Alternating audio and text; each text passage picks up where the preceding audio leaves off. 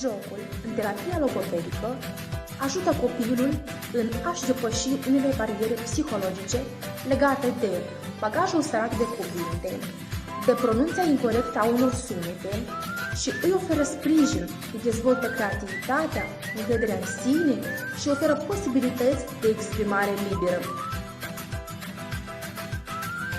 Terapia logopedică vizează corectarea pronunției la copii și pregătirea lui pentru comunicare în contextul social.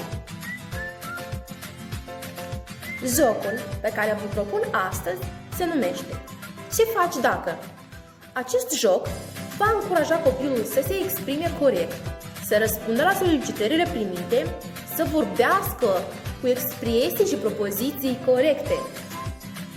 Jocul dat vizează pregătirea materialelor pe care o să vi le propun în comentariile videoului de mai jos. Noi vom decupa aparte prima parte până la săgeată de imagini cu săgeata împreună și aparte vom decupa a doua parte de imagini de după săgeată. Vom pune sarcina copilului să privească atent fiecare imagine de până la săgeată, care reprezintă situația de caz pe care el o va rezolva găsind soluția în imaginile decupate aparte. Haideți să încercăm un exemplu. În prima imagine, ce se întâmplă? Întrebăm copilul. Afară plouă. Noi survenim cu întrebarea. Ce faci dacă afară plouă? Și propunem să privească imaginile date. Așa, ce faci dacă afară plouă? Îmi pun umbrela. Bravo! Răspunsul este corect. Acum hai să încerci să ne spui propoziția întreagă. Dacă afară plouă, îmi pun umbrela. Haideți să încercăm să rezolvăm o altă situație de caz. Haideți să luăm această imagine. Ce vezi în imagine? Ce s-a întâmplat? Întrebăm copilul. Ciorapii s-au rupt.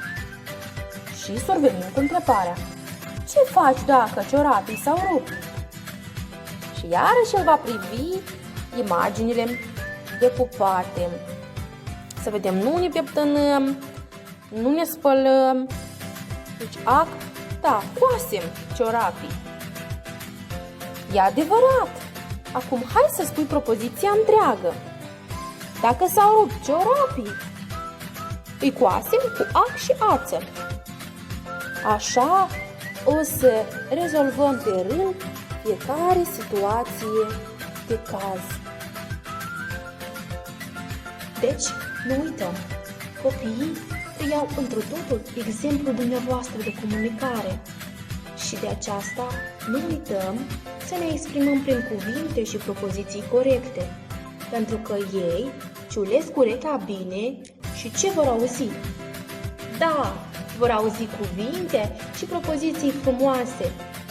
O zi reușită tuturor!